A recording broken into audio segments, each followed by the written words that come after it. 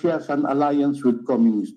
Meron po kayong ebidensya na nagpapatunay na si former Vice President Leni Robredo ay may alyansa sa komunista because you released this statement and accused her of conniving with communists. Because if you cannot prove or you cannot present evidence, then clearly this is a testimony that indeed Lauren Badoy and Ka Eric is spreading false information, which is a violation of Section 4. Kasagot po, Ma'am Badoy. Mr. Chair, yung tungkol po sa former Vice President, yung statement po na yon ay hindi po yun personal na opinion ko. I said all those things as the Strategic Communications Cluster Head of the National Task Force, LCAC at the time, and that was in fact the official stand of our government. Therefore, meron po siyang tinatayuan na ebidensya. Hindi ko po yun personal na opinion. Pero kayo po ang nag-disseminate ng information na yun. Apo. It could be the stand of the government, but kayo po ang nag-air ng akusasyon na yun na si Robredo ay may alyansa sa komunista. Hindi po ba? Yes, Mr. Chair, because that was part of my job. So in short po, ginamit po din yung plataforma ng SMNI to spread false information. Hindi po ba? Mr. Chair. Because according to you, hindi galing sa inyo eh. So did you verify the report? Mr. Chair, that came from the National Task Force, LCAC, and that was our official stand. And the LCAC is made of all these agencies in government. And kaya po sinabi po, yon Mr. Chair, it was as my mandate bilang trabaho ko po na spokesperson na National Task Force LCAC na bago naglalabas ng ganyang statement, meron po pong vetting process. Okay, ma'am, meron po ba kayong dokumento to support this position of the National Task Force? I can, Mr. Chair, I can produce it. Okay, can you please submit that by tomorrow to the committee? Yes, Mr. Chair. And we would like to see the basis. This National Task Force, this was created by whom?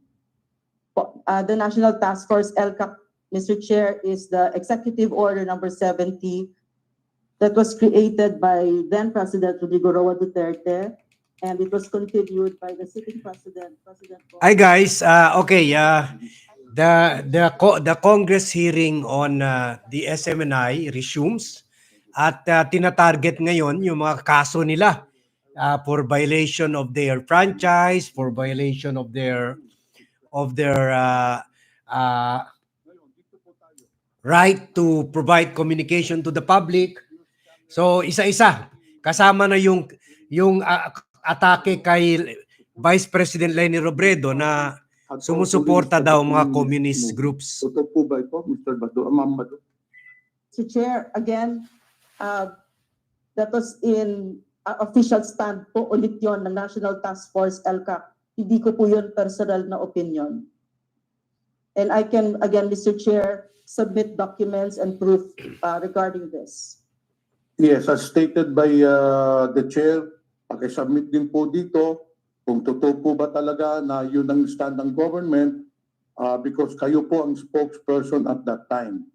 Yes, Mr. Chair. SMNI also violated numerous provisions of 2007 Broadcaster Code of the Philippines, specifically as regards to the credibility of news sources and reports.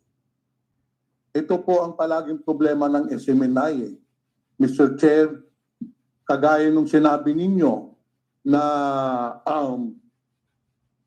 that the speaker spent 1.8 billion pesos in traveling expenses, pero during the last hearing, nung tinanong ko po si Ka Eric, eventually he admitted na mali pala ang source na because we presented their documents and testimonies from the Secretary General and the head of the Finance Department, Bobby Maling, proving otherwise, na walang katotohanan yung 1.8 billion pesos.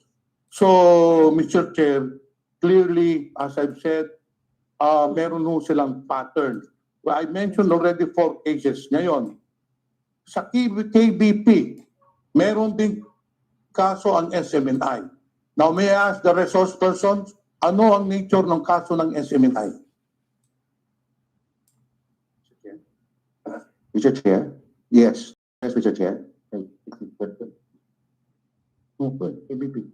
No, this question is addressed To to KBP. KBP. I'm addressing my question, Mr. Chair, to KBP. KBP, you have the Because, floor. As I said earlier, dahil sa daming fake news, sa daming mga maling impormasyon na pinapalabas sa SMNI in their program and other programs, marami yung silang kaso. Yun ang ina-establish ko. Because of the false informations that you're disseminating, you're faced with several cases proving na marami kayong hinaras, marami kayong minalan, marami kayong sinira ng mga reputasyon using false information. Yun po ang gusto kong i-prove dito sa hearing, Mr. Chair. Mr. Chair, may manifestation related to the question, Mr. Chair. No.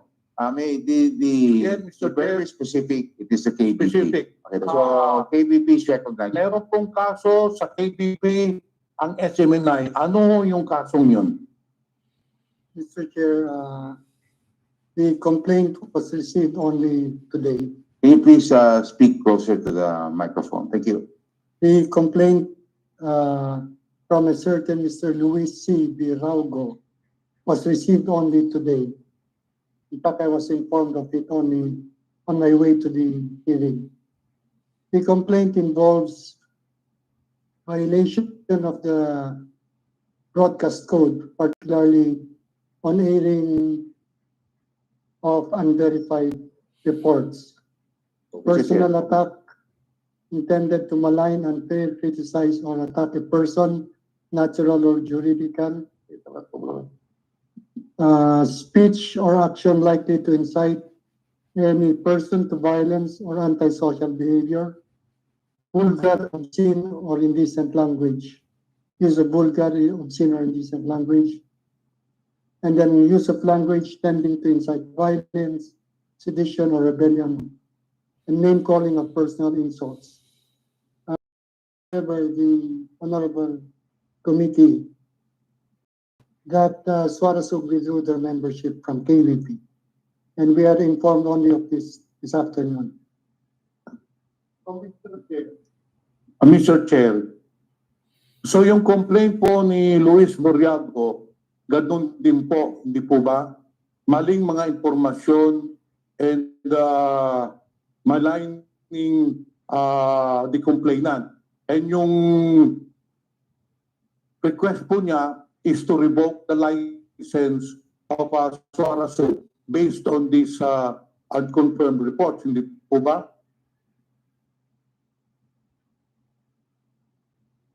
The grounds being cited are the same, although the request is to determine accountability for the previous flagrant or unmistakable violations of the law and rules. Mr. Chair. There's also a prayer for cancellation of franchise, Your Honors. Okay, Mr. Chair. so thank you from KBP. Again, ang nakasaad po doon, citing violations of... Okay guys, sa mga sumali, si Eden Au, si Girly Sumanghit, si Lightning Sparsky, si G, si Kiko Man, Red Comet, Sheila Santos. So nag-resume rin tayo sa pag-cover dito sa House hearing kung saan isa-isa na hinahalungkat yung mga violations nila. Sinabi naman ito natin noon na pati mga pusa, pati mga aso nila ihalongkatuin. Ganyan talaga sa Kongreso, kaya lagot na kayo. At di ba, Ace Tagle at saka LB Tumaob. Ito na. This is it na. So, panoorin niyo lang yan. Magkokomento tayo dito during the hearing as it goes on. Magkape muna si VAT, okay?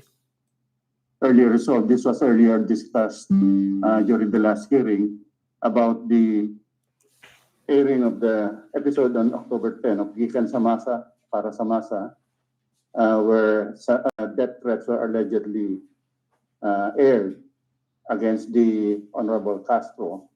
And this has been resolved. We have called the parties into hearing, and they promised to not to repeat the same, and in fact, even admitted that they have decided to pre-record succeeding episodes so that they can avoid having this matter on air. And this was resolved on November 9. And we have a resolution that we furnish this committee. Now, we were informed last time that despite this decision, the entity again broadcast another episode with the same content. So they violated what we have agreed upon, and we have called them to appear before the MTRCB. We gave a notice to them to appear on December 7, this Thursday, to look into this matter. So, to clarify, Mr. Chair, ibig niyong sabihin, Section Atty. Pareha, na may resolution na yung complaint. Anong resolution ninyo? They were reprimanded? They were warned? Anong resolution nakalagay doon? They were given a warning that repeat of the similar infraction will be dealt with more severely. Nakikita po natin, Mr. Chair, pinagsabihan na ho ang SMNI na huwag gamitin yung pinagsabihan ng Suarasug or SMNI, na huwag nang gamitin yung TV network nila sa pagmamalay, pangharas ng mga tao. And in fact, galing sa testimonya ni Atty. Pareha, pinagpawalan ni sila. But in spite of that, ginawa pa rin nila. So that means, Mr. Chair, very clear na po yun na establish natin na talagang they are in violation of Section 4. Hindi na ho Kongreso ang nagsasabi sa kanila na tigilan nila yung pag-atake. MTRCB na po. So that is a different ikangang entity from Congress. So ibig sabihin talagang palagi silang may mga kalokohan na ginagawa against individuals and entities. So I hope Atty. Pareha, that you will, as you have said, hindi naman sinunod yung warning ninyo, so they will be dealt with severely. And I hope that you will give them sanctions para naman mabigyan sila ng ikangang lesson na they should follow what is stated Section 4, responsibility to the public, interest of the public. So, establish na po natin, 5 na ho yung kaso, pang-6 na ho yung sa MTRCB. May isang pa pang isa? We already notified them, also gave them a notice to appear regarding the episode, the fake news on the speaker's travel. And also on the same day, they will be hearing this on Thursday also. So, Mr. Chair, establish natin 7 na yung kaso na hinaharap ng SMNI with different organizations. Doon po tayo sa National Telecommunication Commission. I understand na meron din ng kaso ang SMNI ho dyan. NTC, you are recognized. Thank you, Mr. Chair. As far as the NTC is concerned, Suarasug also has a pending administrative case.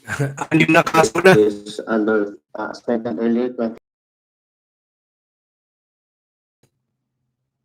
Ay. May nangyari sa kwan na naman.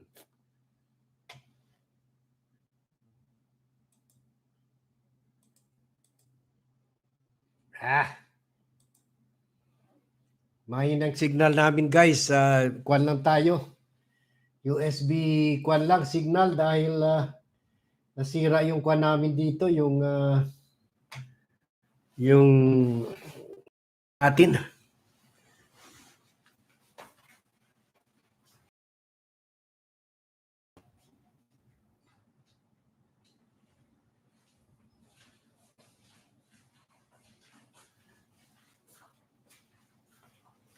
Mukhang may problema sa kwan natin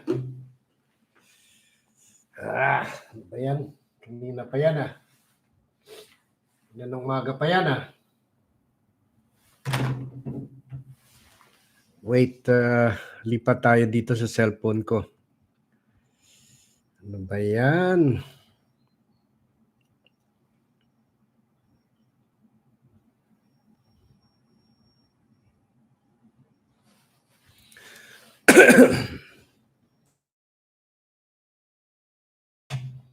Na natin dito baka kuha ng problema or dito ba? Tingnan natin.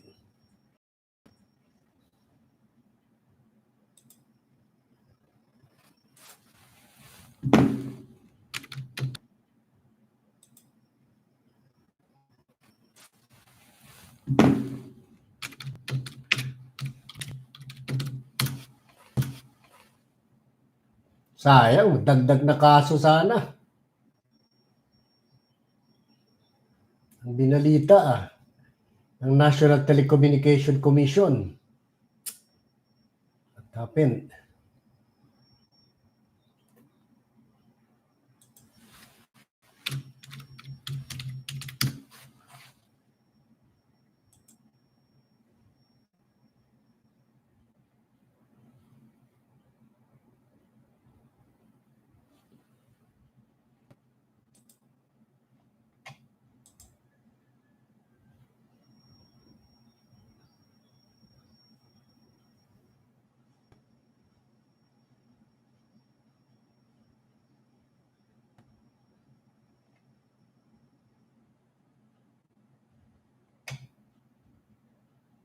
Refresh natin.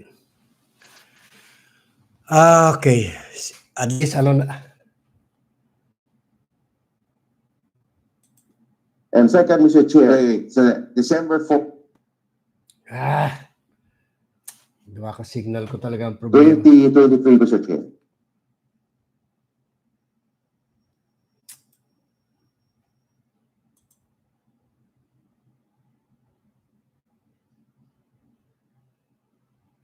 Yesterday, to withdraw. I will talk on the broadcast code. Because, Mr. Chair, membership of KBP is not mandatory. And in fact, so if it was mandatory, why did you join in the first place? We joined, tayong pumunta ho doon. Paro tayo kahapon lang, pagkatapos ng first hearing, ay nag-withdraw po kayo. Yes, Mr. Chair. Klaro lang po yan. Ha? Mr. Chair, I would like to comment on yung sinabi ni Atty. Tolentino. Nag-withdraw sila sa KBP. Bakit? Dahil hindi nga nila masunod. Because they could not abide by the broadcast codes. Hindi nila magawa Section 3, fairness and objectivity. Hindi nila magawa ang Section 5, unconfirmed reports. Hindi nila magawa Article 4, personal attacks. Pati yung mga order language. That is why nga KBP just underscores the need for the revocation of their life. Hold ng broadcasters of the Philippines. Hindi po ba? We now proceed. Mr. Chair. Mr. Chair, with all due respect to the order, paano na po kayo? Marami po mga members. Binara sila. Please serve your question. Buti naman si Honorable Toby Chanco of the Botas is recognized. Silence, Sir President. Yes, magandang hapon po, Mr. Chair, at magandang hapon po sa ating mga research. binabara sila. Buti Sayang naman. po, binigyan natin Ginagawa po rin nila dahil noon sa naman ABS-CBN. Si Dr. Badoy po ang focus. Mr. Chair, if I may, ang sabi niyo po, itinatanong niyo kung totoo na ang gastos ay Chair. Ito talaga. Mr. Chair, Si Piloso Potasio. This poses a question. Okay, Mr. Chair, Dr. Badoy, yes, I sandali have po. with me the USB, if I'm allowed to play this, Mr. Chair. Attorney to... Yes, kung yun po ay tanong, sino po ang tinatanong nila, Mr. Chair? Sino po ang tinatanong nila, Mr. Chair? Who was the question addressed to, Mr. Chair? Ma'am, Mr. Chair, Who was the question addressed to, Mr. Chair? ma'am, Mr. Chair, may I answer? yes, please. So, as I recall po, Mr. Chair, the question was being posed to Congress, and also I think COA. It was Ka-Eric that asked that question, and then we seconded him. Okay. Kung tinatanong niyo po ang Congress, sino po ang tinawagan niyo sa Kongreso at sino po ang kausap niyo sa Kongreso para tanungin? O sino po ang kausap niyo o tinawagan niyo sa COA para tanungin?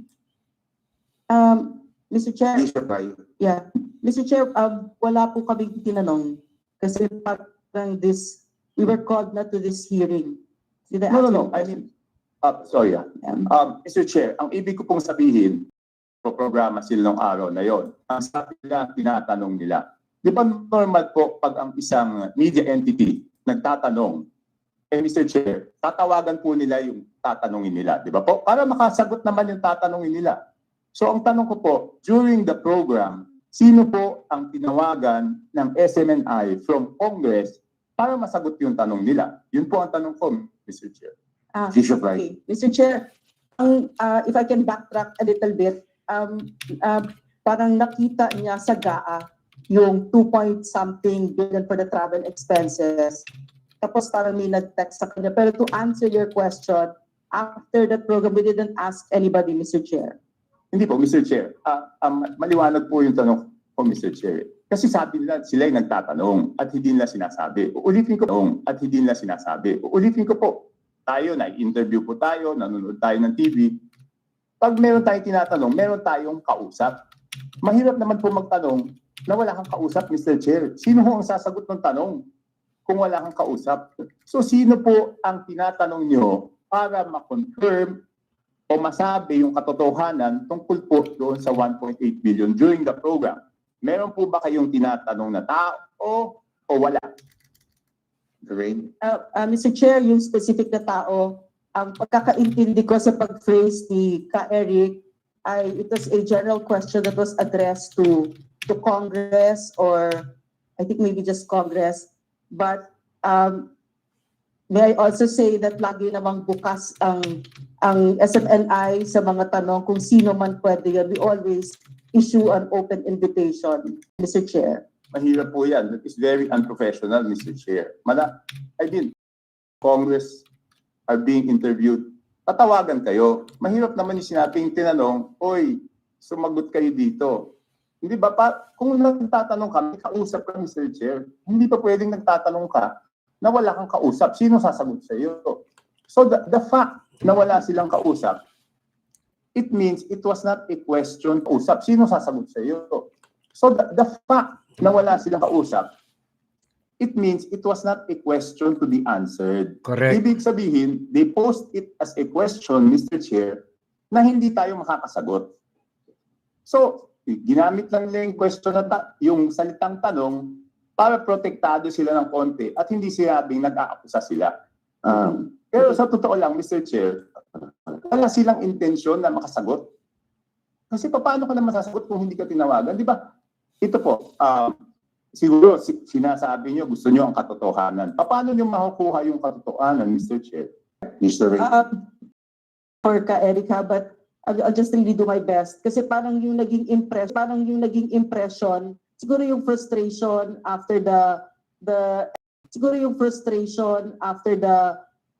extraordinary funds, the confidential funds, yung usapan na ganyan, na parang ang lumalabas na kwento ay hindi open ang Kongreso sa inquiry. So parang ganun yata yung pinanggagalingan. But I'm not saying that that's what I believe, but it was a very sincere question.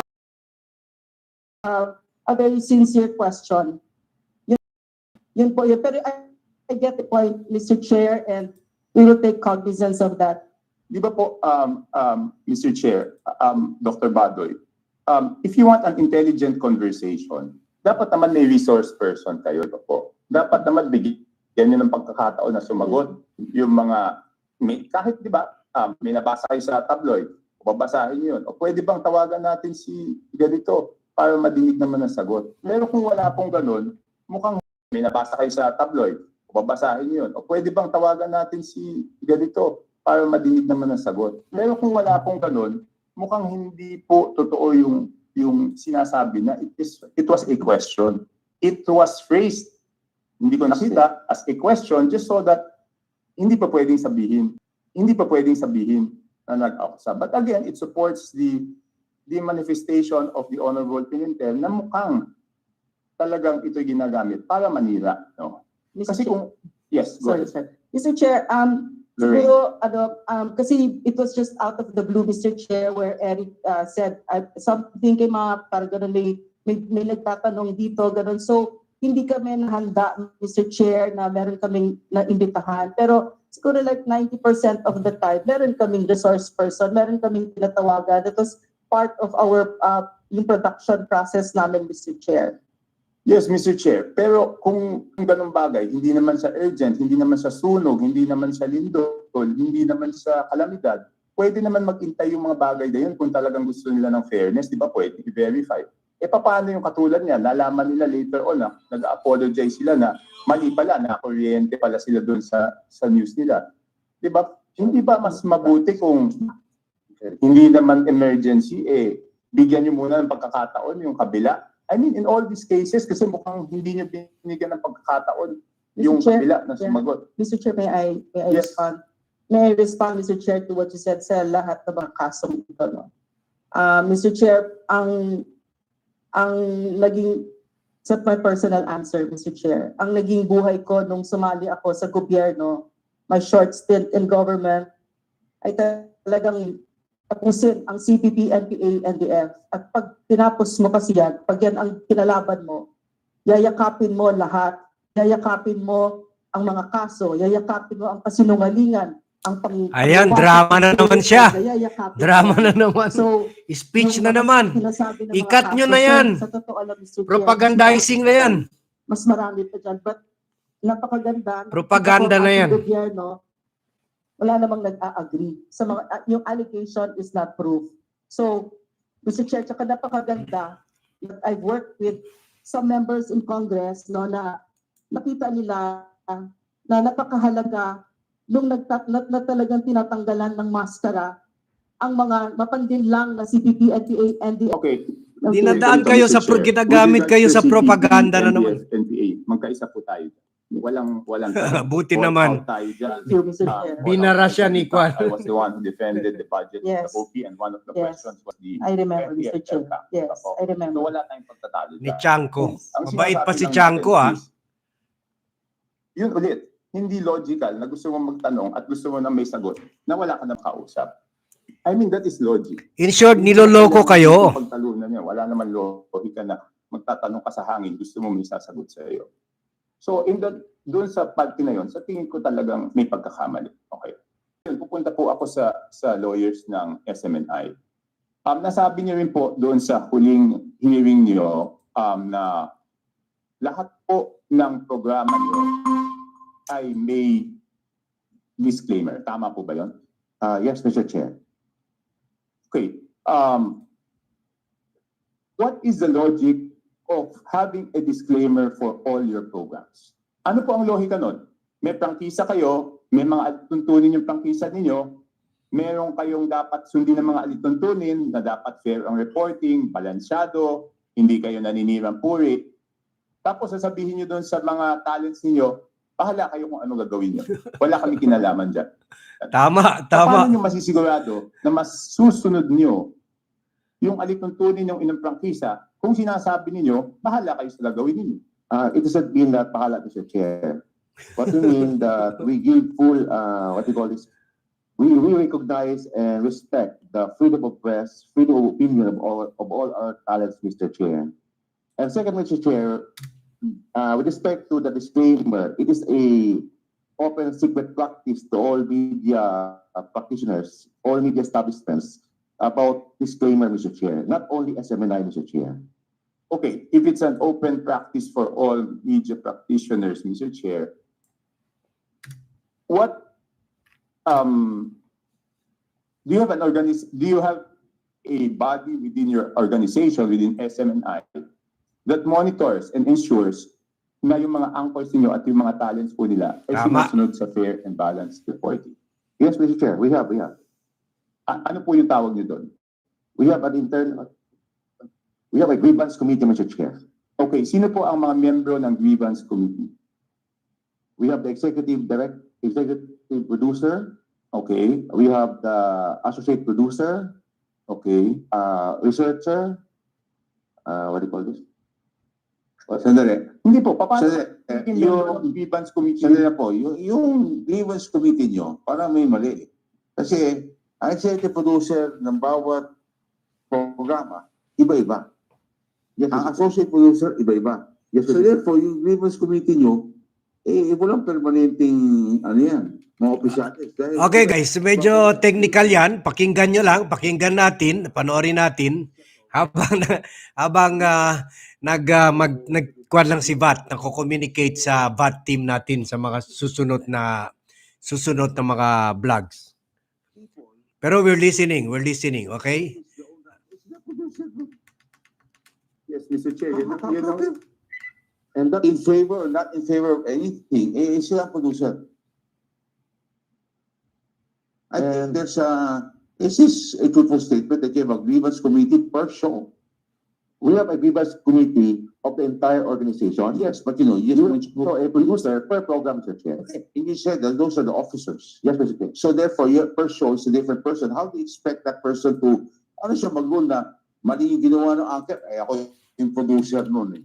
Hindi pa, parang pinagalitan ko na ng sarili ko. Attorney, medyo ho yan. Anyway, doon about topic yan. No, Mr. Chair, you can continue. Yan po yung pupuntahan ko. Paano mo naman sasabihin na ako nag-produce, mali yung anchor ko? Paano mangyayari yun, Mr. Chair? I don't think that really is the composition also of the grievance committee. But anyway, that's what they manifested. So we will have to check that out. Mr. Doon about Chair. topic yan ko. Yes. I don't think there's no logic, no, in having these officials or these officers of a program part of a grievance committee when they're supposed to be the people that very violated the law that we're supposed to be grieving about. But Mr. anyway, Chair, point doon of about topic. clarification lang Yes, dun yes, sa yes. point ni Congressman Yes. Toby.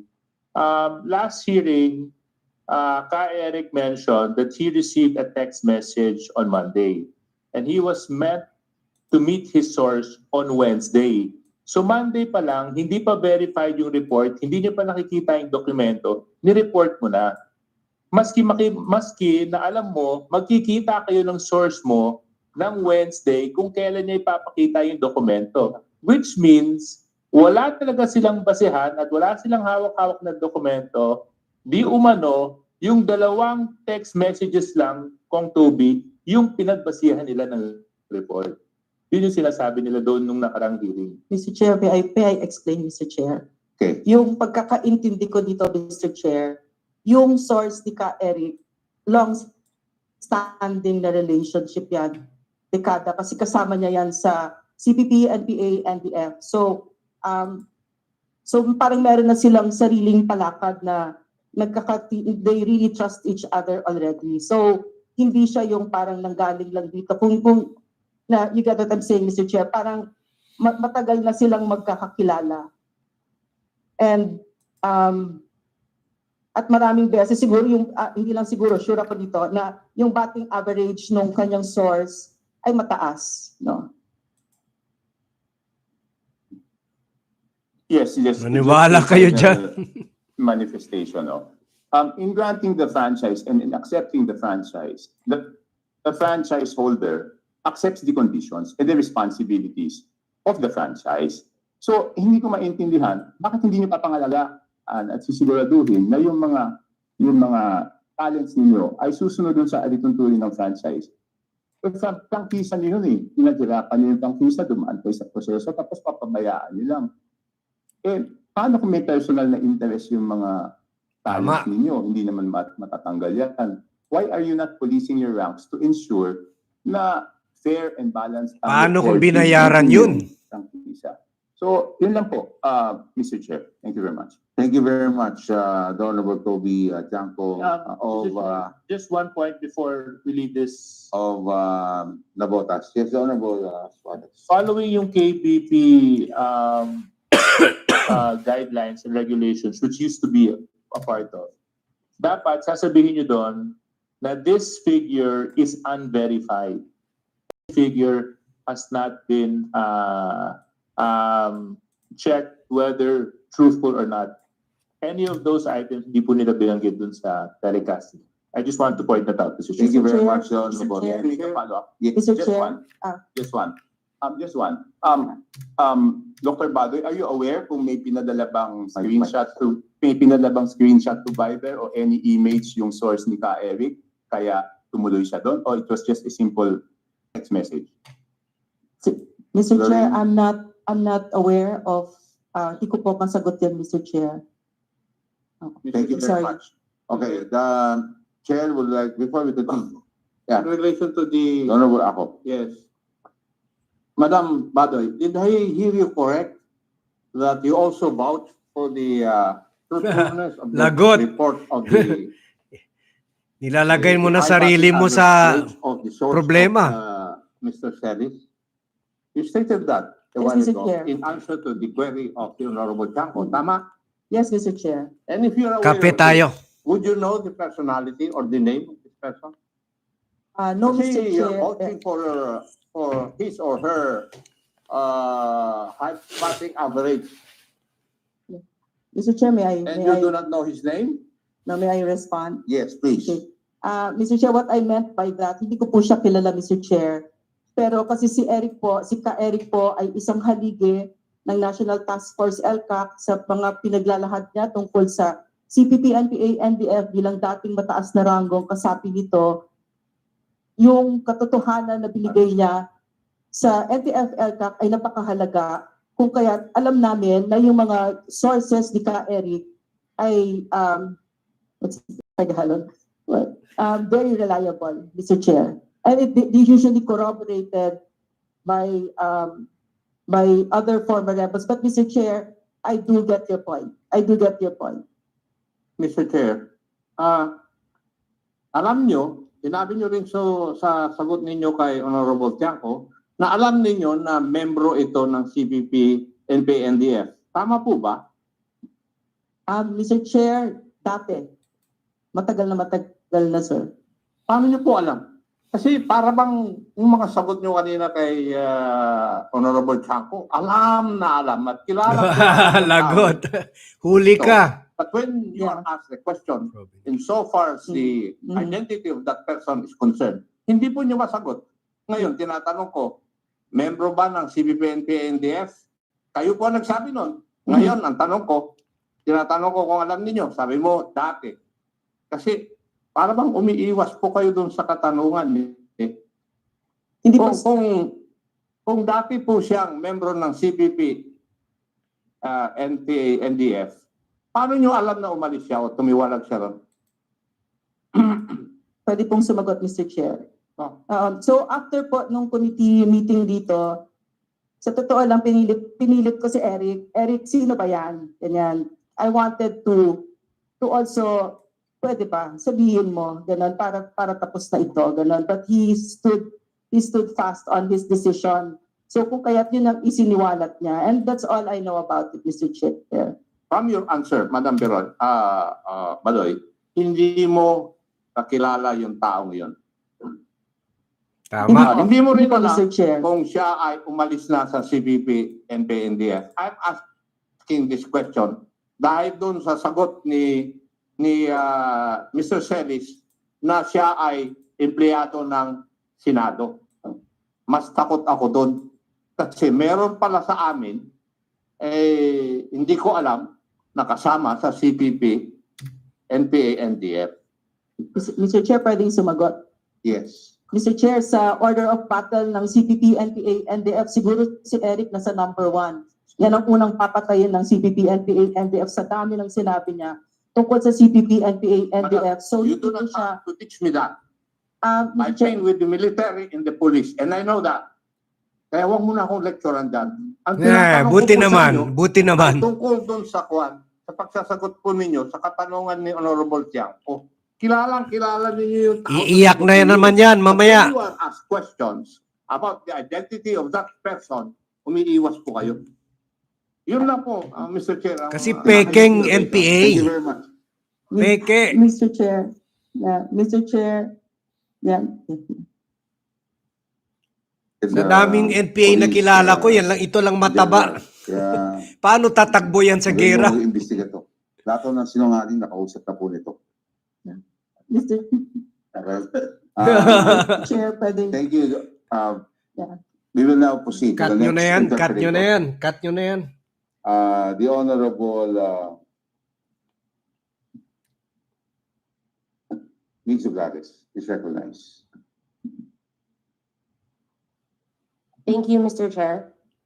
Para makahinga muna tayo ng konti dahil medyo masyadong sinasagot yung mga tanong natin. If it's okay with the committee, if we go through some violations na lang sa prangkisa nila. Senator. I will ask questions and mostly sections 10 and 11, Okay. Mr. Chair. Please proceed. The Honorable Reglares. To SMNI, I guess, Attorney Mark Valentino. Yes, I can answer that. In 2005, Kingdom of Jesus GIS states that Pastor Kibuloy is the chairman and registered as a non-stock corporation, correct? I have with me the history of SMNI. Just asking a yes or no question. About what, Mr. Chair? Can you please repeat the question? In 2005, Yes or no lang po, ah? Kingdom of Jesus, in your the GIS states that Pastor Kibuloy is the chairman and the corporation is registered as a non-stock corporation, correct? Ayan na, Yes, Mr. papunta na kay Kibuloy. Then, Mr. Chair, Ayan na. sometime you became a sole corporation, correct? Yes, Mr. Chair. When did you become a sole corporation? Okay. In 1990, sorry.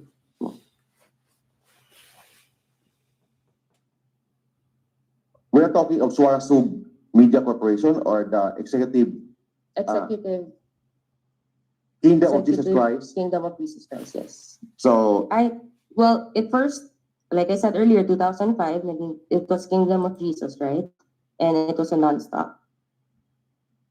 And then, in 2006, we amend yes, the Kingdom of Jesus Christ to the executive pastor of Kingdom of Jesus Christ by amending Article 1 and converting corporation to corporation sole, Mr. Chair. so 2006, you became a corporation sole. Yes, Mr. Chair. And during this time, who is the executive pastor of that corporation sole?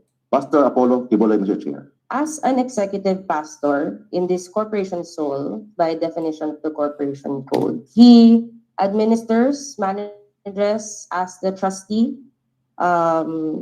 properties of the corporation, correct? Yes, Mr. Chair. As the trustee, Pastor Kibuloy had the power to manage the assets of the corporation, meaning he may buy, sell, encumber, lease properties, etc. for the corporation, right? But still in compliance with... Yes or no, Mr. Chair? Yes or no lang. Klaro naman po ang ano. It's answered first, yes or no. And if you would like to explain, you can explain. Yes, Mr. Chair, but can I explain, Yes. Mr. Chair? Sure. Yes, of course, but Nagsin lang po, ah. there is a procedure. Not just the pastor will decide. There is a body in respect to the process of changing or with respect to the decision of the church, Mr. Chair. So the answer is yes. Yes, Mr. The answer is Proceed. yes. Siya pa rin ang Yes, for an answer. kahit yung procedure. Yes, siya please. pa rin, right? Please. Okay. So you have the power to sell, manage, buy properties for beneficiaries With respect to what year, Mr. Chair? with his power as the trustee, as the In what year, executive Mr. pastor. Chair? Because the executive pastor was already transferred to Marlon Jacobo, Mr. Chair, in 2020. That's why I'm asking, what year, Mr. Chair? Before the transfer na lang.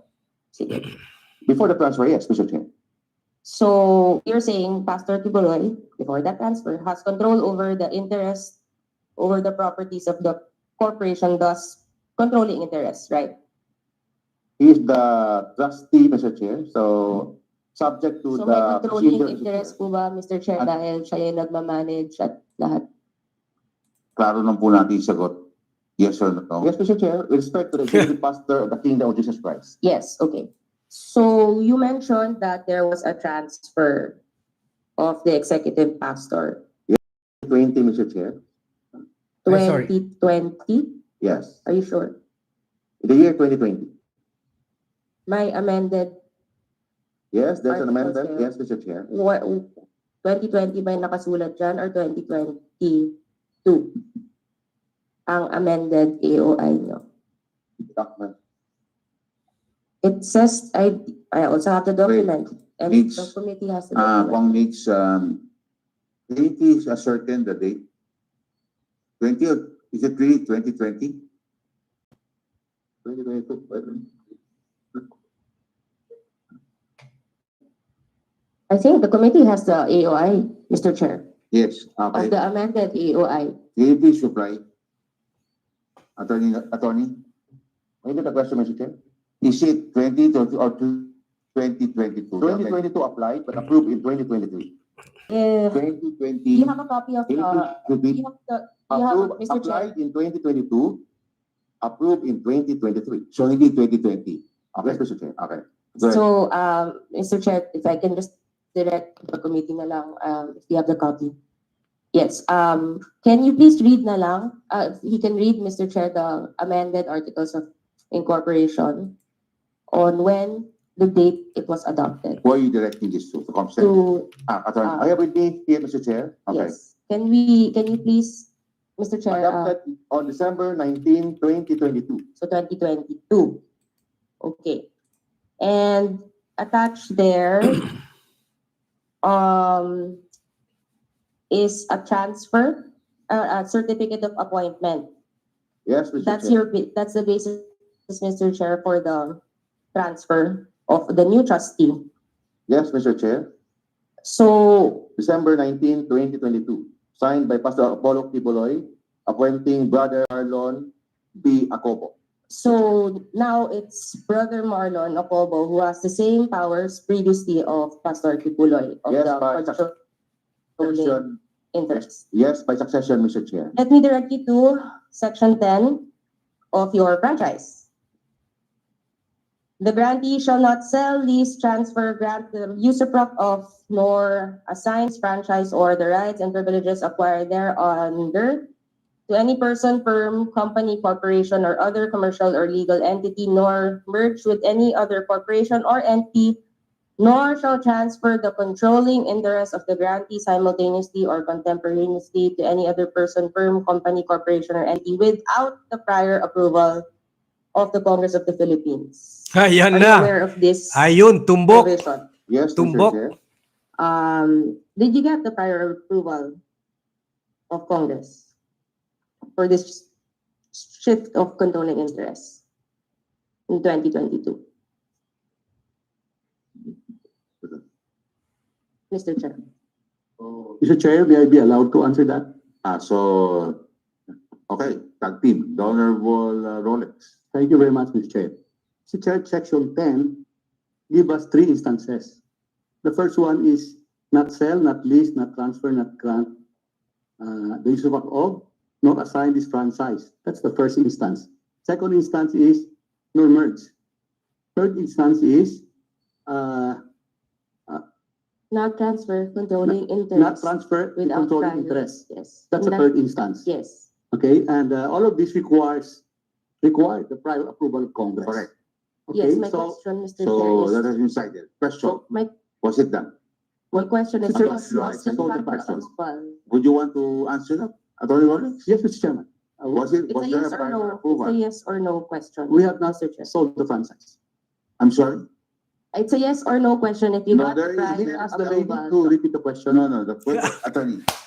The question was there, did you seek prior approval before you did all of this? Mr. Chairman, Yes. there are 3 instances here. That's right. So, We have not sold sige, the franchise. Mr. Chair. No, that's it. So that's the first instance, Mr. Chairman. Mr. Chair, Wait. Attorney Rolex. Marunong natin. Meron kong tatlong instances. Each are independent of each other. Question.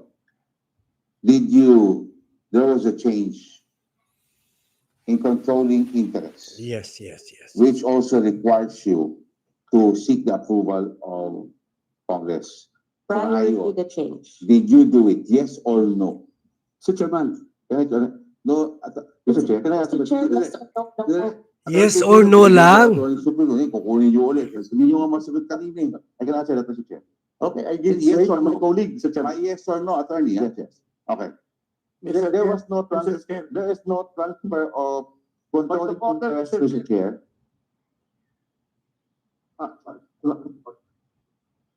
Kasi, Mr. Chair, confused na ako eh. Hindi ko alam kung sino ang lead counsel sa kanilang dalawa. Para alam natin kung sino talaga Senior, ang Mr. Chair. sumagot. Is the senior lawyer. Okay. And there's a junior lawyer. Okay. Point of information. Okay. Point of information. Okay, the Honorable Dancer. I think the question right now is whether There was a prior there approval. was a prior approval. Yes. Siguro kung ayaw po nilang sagutin, alam naman po natin sa Kongreso if they gotten a Okay. prior approval. Oh. We can ask the committee on COMSEC for us to be clarified on this matter. Dahil basically, alam po natin kung nag-secure po sila ng tinatawag nilang specific mode of reporting. Kasi basically, iba pong reporting na dapat lang gawin. Salamat, Congressman Dan. Binibigyan po natin chance sila dahil ang question mo na remains ni Congress is sa dalawa.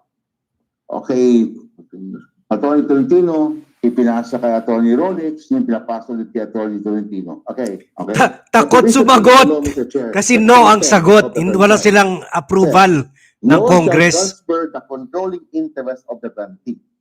In this case, Mr. Chair, there was no transfer of the controlling interest because the owner is still the executive pastor of the Kingdom of Jesus Christ. The Honorable Did, needs to run. Mr. Chair, didn't he explain earlier that it was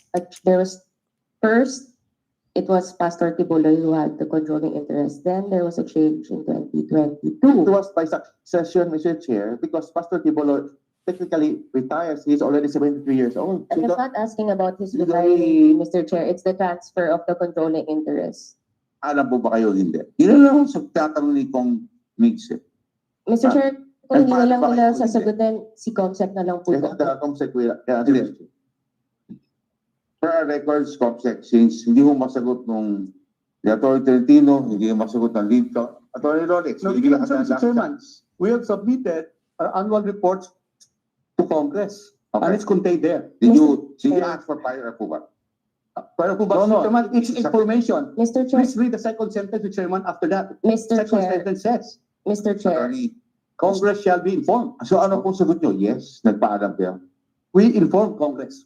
But did you ask permission? No, we did not. We inform. Mr. Chairman, point of That's clear. clarification. Thank you very much. Okay, inform Congress. Thank you, Mr. Chairman. As far as the committee secretariat record is concerned, there was no they did not seek for a prior approval of any Patay! transfer of their franchise. Mr. Chair, it's our position. Patay! What we're talking here is not controlling interest. Unless we have a definition of what controlling interest is. By long line of cases, controlling interest is more than 50%. Thank you very much, the Honorable Nograles, the rest of the Thank you, floor. Mr. Chair. Silence is requested. Thank you, Mr. Chair. Again, may I remind this committee Wala that na. I think we heard Tapos. that, Tapos ng Attorney boxing. Tolentino said that Pastor Kibuloy had controlling interest and was transferred in 2022 to Brother Marlon Acobo. Akobo. And again, if we look at section 10, on the first sentence, it still needs the prior approval. Yung sinasabi po earlier na may information, second sentence, hindi pa po tayo nasa second sentence, nasa first sentence pa lang ako, Mr. Chair. Mr. Chair, floor the Honorable Yes. Nograles. So we've Silence established requested. that Patapusin mo wala na. pong prior approval, Wala. Mr. Chair. Sinabi ko. Okay. So the next sentence naman sa section Can 10 I make is, any comment, Mr. No, Chair? you're not allowed. Please make the. Thank you, Mr. Chair. Thank you very much. Mr. Chair, may I remind Attorney Tolentino, nakita mo ba kami, tahimik kami nakikinig dito? Di po ba? Yes, Mr. Chair. Yes. Makinig ka rin muna bago ka mag-raise ng hand. Thank you, Mr. Chair. Thank you. Galit na si Akop. Thank you very much, the Honorable Akop. The Honorable Nograles. so now let's go to the second sentence in which Attorney Suplico was saying that you informed. Did you inform of this change? Mr. Chair. Mr. Chair, nagsasalta na po kayo. I'd like to explain, Mr. Chair, the kingdom of Jesus Christ is not just an ordinary corporation. Can you please, Yan. alam po ninyo, Kung can you na-inform. please explain muna, yes or no, then explain your position. Yes, Mr. Chair. What? Yes, what? To what? That there is no prior approval. Yes, but my next question, Mr. Chair, tapos na What's your question? No, that's a new question. the second sentence naman that they should report a change Report the control change ownership. of It's in the second ownership. sentence of section 10. Okay, the Honorable Sir Attorney Tolentino, yan, salta na po kayo. Mr. Chair, nag-report po kayo. Yes or no lang po, Mr. Chair. The good Congresswoman says, Mr. Chair, about controlling interests. That's why it may be allowed to explain to the Honorable Committee, Mr. Chair, what is the controlling interest in relation to Corporation Seoul? Because Okay guys, medyo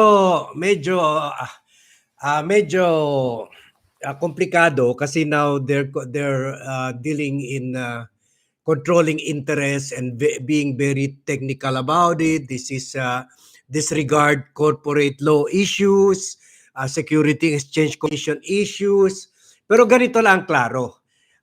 Lahat tayo, you watch with me in the last hearing, paulit-ulit nila sinasabi na kung ano pa mang ginawa ng mga broadcaster, kahit sino pa man iba dyan sa SMNI, walang paki si appointed son of God, Pastor Quiboloy, dahil in 2022, naipasa na niya yung corporate control sa kumpanya dito kay Marlon Acobo.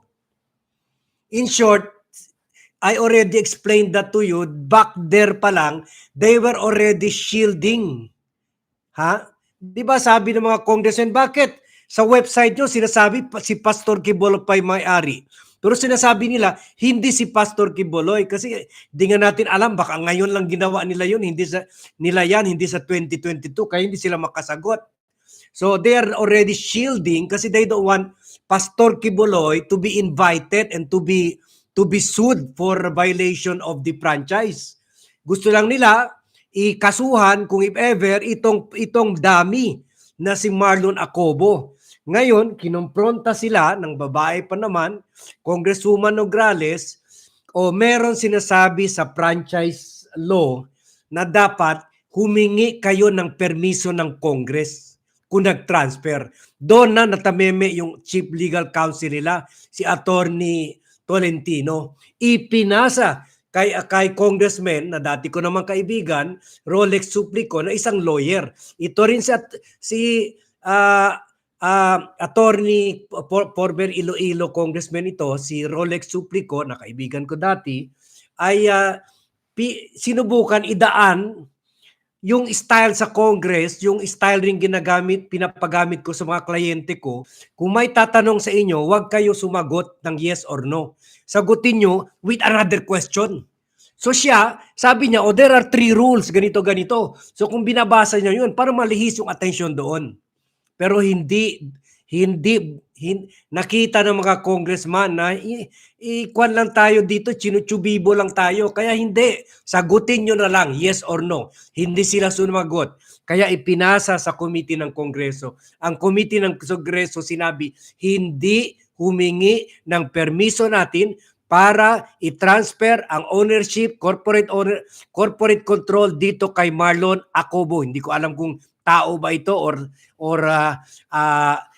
illegal son of God na naman ito. So basta itinasper dito sa taong ito. So ito, kuha na nila, dinadaan na nila sa mga corporate pero hindi natin pakinggan yan kasi mga controlling.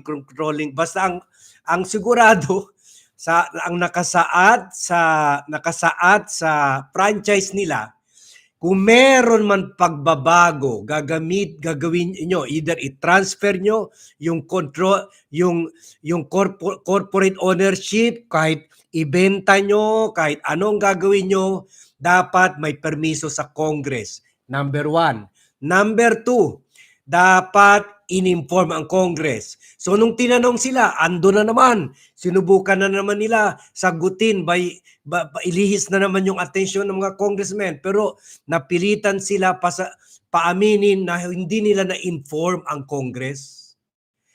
Kaya during the first hearing, doon pa nagulat ng mga congressmen, ay, hindi na pala si Pastor Quiboloy, di ba blinag natin yan sa mga succeeding vlog? Sinabi natin, anyari, alam natin lahat si Pastor Quiboloy ang may-ari. Bakit sinabi sa first hearing, nakalimutan ngayon nila banggitin eh, sinabi sa first hearing, black timer na lang si Pastor Quiboloy. Kumbaga, yung dati alam natin may-ari ng kumpanya para makapaglabas siya sa show sa kumpanya na ngayon daw ay kinokontrol na ni Marlon Acobo, dapat magbayad pa siya sa kumpanya ng sarili niyang kumpanya, babayaran niya. Parang ito si Henry C., the late Henry C., na kung bumili sa sa tindahan niya, kailangan magbayad pa or kailangan pa. Kung mag-parking o ano, ganun. So parang ganun. So akala nila, naloko nila yung Congress sa first hearing. Tulad ng sinasabi ko sa inyo, kinukuha lang ng Congress yung mga ebidensya. Kasi argumentative, ito, jiu-jitsu. Yung your answer will be used to sampal you. Parang sampal, pong! Yung sagot mo ay akin na yan. Pong! Sampaling ko yan sa'yo. So, your force will be used against you. So ngayon, ang admission nila na transfer na itong sa Talpulano na ito na si Marlon Acobo ay hindi naghingi ng permiso sa Congress. Pangalawa, hindi nila na-inform ang Congress. Kaya ang Congress mismo na may control sa franchise nila, nagulat, suddenly, hindi na para si Quiboloy yung may-ari. Anyari? Dapat sila ang may control. Sila ang ini-inform. So, in short, and now, the end is near, and so I face the final curtain. Yun na, pangit talagang boses ni Vat, kaya nagbablog na lang tayo. Wala na, so far, meron ng dalawa. Number 1 provision and number 2 provision, binayolate nila. Yun ang sinasabi ni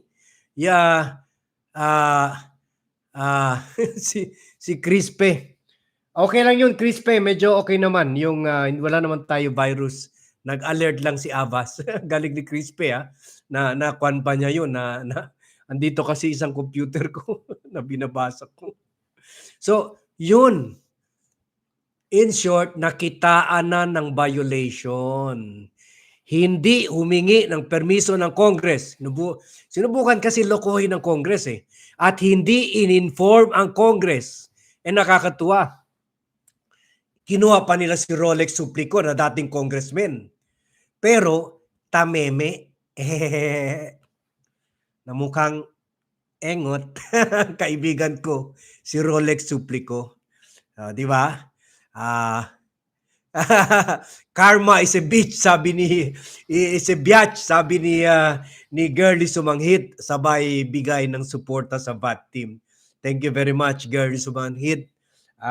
Sila ang gumagawa ng trabaho dahil medyo under the weather pa rin tayo. Pero sige lang, panoorin muna natin itong comedy of errors. Pero nag-gets yun na, guys. This smoking gun has been detected. It's just a matter of time. Mawawala na kayo ng prangkisa. And hindi pareho kayo sa ABS-CBN, walang franchise violation. Sinabi, ang issue daw ay hindi nagbayad ng tax. Sabi ng BIR, hindi nagbayad ng tax po. Nagbayad po ang ABS ng tax po. Ay, dinidisregard ng mga congressmen kasama na si Marcolecta. Ngayon, absent si Marcolecta dahil andun siya kay Quiboloy, andun siya kay Duterte. Pangalawa, nag-violate daw ng Security Exchange Commission rules. Sabi naman ng SEC, Hindi po, wala po violation. Basta!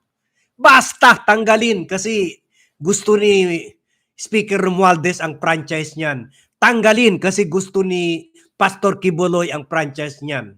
So what do you call that? Karma? Ang franchise ng ABS-CBN napunta kay Pastor Quiboloy at kay Speaker Martin Romualdez. So now it's karma. So kailan kaya makakarma si Speaker sa franchise? Nakuha niya. There will be a time for that. Lalo na kung ibinoto natin na not a Marcos and not a Duterte in 2028. None of the above. So yan po ang kwan ngayon. Yan ang so napupunta na sila sa mga technical. Sige, mag-technical muna kayo diyan. Resume break muna si Vat. Pastor Tibuloy, 2022, 9.68% of the two combining the two entities, correct? Not Mr. Chair, because the executive pastor of the Kingdom of Jesus Christ has a separate juridical personality than that of Pastor Apollo Sikibolo, Mr. Chair. Yes, I was saying 2022, which you said earlier, si Pastor Tibuloy ang executive pastor pa nun, right? Yes, Mr. Chair. And He's the so, leader of the corporation executive- sole siya. Yes, Mr. Chair. Okay. And Prebos nga, 97% is owned by the executive pastor, Kingdom of Jesus. Correct? So, essentially, 99.68% ang ownership na to. And citing the Constitution again, pagdating sa commercial mass media, bawal po ang mga monopolies or combinations of such because it's for unfair competition. Are you aware of this? Sa monopolist na pala tayo. But as what I said, Mr. Chair, the executive pastor of the Kingdom of Jesus Christ Yes or no lang naman has a po. separate and personality than that of Pastor Kibolay, Mr. Chair. Tolentino, marami pa ako kasi magtatanong. No? Pwede na po muna yes or no bago kayo magpaliwanag. Kasi hindi nyo natutumbok eh. Pwede bang yes or no muna tayo, tsaka kayo magpaliwanag. Yes, Mr. Kasi wala akong mangyayari, mas magpaliwanag kayo, hindi namin nakukuha yung sagot eh. Okay, Mr. Yes or no? So essentially, Mr. Chair, with this constitutional provision and the numbers mentioned earlier na at bawal din ang monopolies, violative sila not only of kanina, we established Section 10, but the highest law of the land, which is the Constitution. Aray! Correct, Mr. Chair? Aray! Constitution ng violation, Yes, monopolies. So, Mr. Chair, What is your reply? yes daw. Yes, thank you. Okay. Mr. Chair, can I just have a request? Due to the enlightening revelations of Congresswoman Mix, pwede ba natin ibalik na yung ilaw? Yes. Meron pa po kasi akong papakita. Okay. Meron pa. Yes, just a short. Okay. Sige, Proceed. I'm almost done. Don't worry. mamaya na yung let there be light. Unless you want to see. By the way, Mr. Chair, Attorney Mix is my co-host before Pinoy Legal Fight. Yes. Sa SMNI. Very He good. was also not giving me time to talk during that time. Lawyer pala ito si Nograles. And he's doing it the same. He's doing it again. Okay, so now let's go back to your franchise, diba? You have Section 11 now, which states that the grantee shall offer to Filipino citizens at least 30% of its outstanding stock or a higher percentage thereof. That may hereafter be provided by law, etc., etc. So dapat may 30% offer to Filipino citizens, to the public. Correct? Yes, Chair? Mr. Chair. And we've May already ubo pa. established Sorry. that Suarezug essentially is a monopoly owned na 99.68%. Correct. So malayo to sa na mandato to offer to the public under Section 11, Mr. Chair. Correct? Yes, Mr. Chair, but I have a letter Yes here. or no lang? So yes. Yes na naman. There's no violation, Mr. Chair. Kanina tinanong ko yung 30%. Mag-add na po tayo, 99. That's why, Diba Mr. hanggang Chair. 100 po tayo, Mr. Chair? Tapos 30%. 130%. 99.68% na ang monopolized na nga ng executive kingdom. Meron sila under Section 11 na mandato na 30% of their stock should be offered to the public. Has this been complied with? Yes, Mr. Chair. We have here, Mr. Chair, a letter dated June 30, 2022.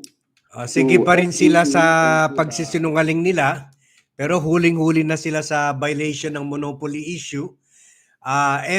We break to thank Mami Ann na pang 20th super nan niya pala ito.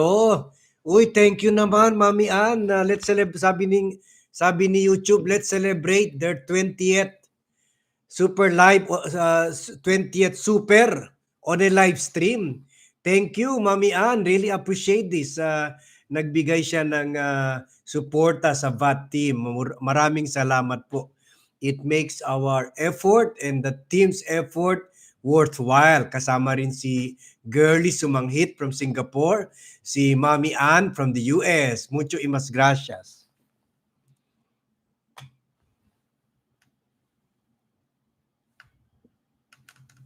Jesus Christ Workers Members Cooperative, Mr. Chair. Thank you very much. Show lang yung sa Suarez Soap. I think second slide, yes. You will see that 0.16% ang Jesus Christ Cooperative. It's not even 1%. I think 1% is different from 30%. Correct, Mr. Chair. Huli na Mr. Chair, naman. we're waiting for the response of the House, Mr. Chair. Huli na naman. Letter. So may obligasyon pala. Kayo po yung may obligasyon, Mr. Chair. Kasi sino po yung may obligasyon mag-report sa atin? Bakit po tayo ang magre-report? We are informing the House, Mr. Chair, about the cooperative that we transferred certain share to the cooperative, Mr. Chair, the Jesus Christ Workers Members Cooperative, Mr. Chair. Yes, so that is the only cooperative which Huling-huli na, nagpapalusot pa. Ang sabi sa konstitusyon, dapat may 30% ownership ang mga ordinaryong tao para to give them voice. So sabi nila, meron daw ownership yung mga kooperatiba, mga empleyado. Pero ang ownership pala is 001%. Malayo sa 30%. Ay, huli na naman kayo. Of course, who doesn't know you? Elementary nga ako, nababasa na kita. We have a letter and we made a study of other franchises with different provisions. Some of them refer to cooperatives.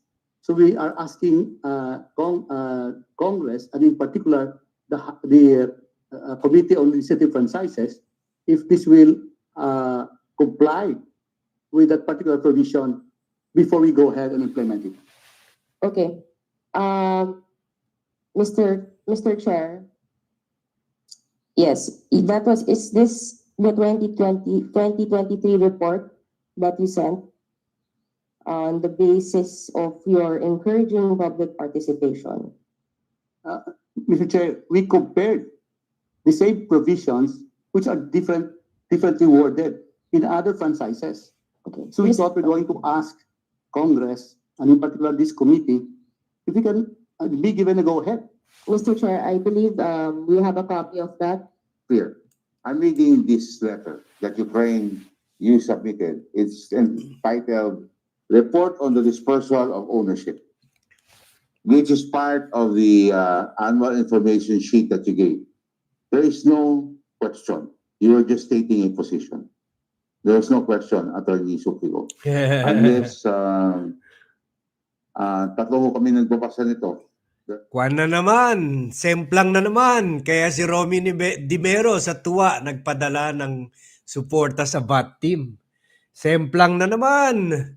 Ito, magaling ito noon si Attorney Rolex Suplico. Pero ngayon, namumukha siyang, hindi lang natin bagitin yung word. Kasi mahirap depensahan yung mali. Yan lang yan. Kayo, Binibiro pa nga ng mga ibang congressmen, naka-shorts pa ako, nababasa ko na yung Rolex supli ko. Kasi maingay to noon sa Kongreso, na nung time niya, naghahari-harian yan dyan sa Kongreso. Ngayon, dahil he is defending the dark side, nahihirapan siya. Mr. Chair, since you have a copy and I'm sure they know because they reported it, they were basing, and Attorney Tolentino said that they were basing it from other franchises. That's why naglagay sila ng cooperative. Correct. Yes, Mr. Chair. That's based on our body of the Yes. letter. Okay, and does the franchise, this RA 11422, have any wording of this establishments of cooperatives and other methods of encouraging public participation? Mr. Chair. None, Mr. Chair. None, Mr. Chair. Okay, None. so violation na rin po yun kasi naglagay sila ng cooperatives na hindi naman nasa prangkisa po nila, Mr. Chair. Aray! Aray, So, nako! earlier, there's a violation of the Constitution. The video established, monopolized. Apat na violation hindi pa na. nila Apat na. gawa yung 30% public offering, which is a violation of their Goodbye rice to. Section Goodbye rice 11. na. And even if you will say may cooperative dyan, it's only 0.16%, which is far from the 0.16%. 30% mandate under Section 11 in the franchise, which is a Lagot. violation also, Mr. Chair, correct?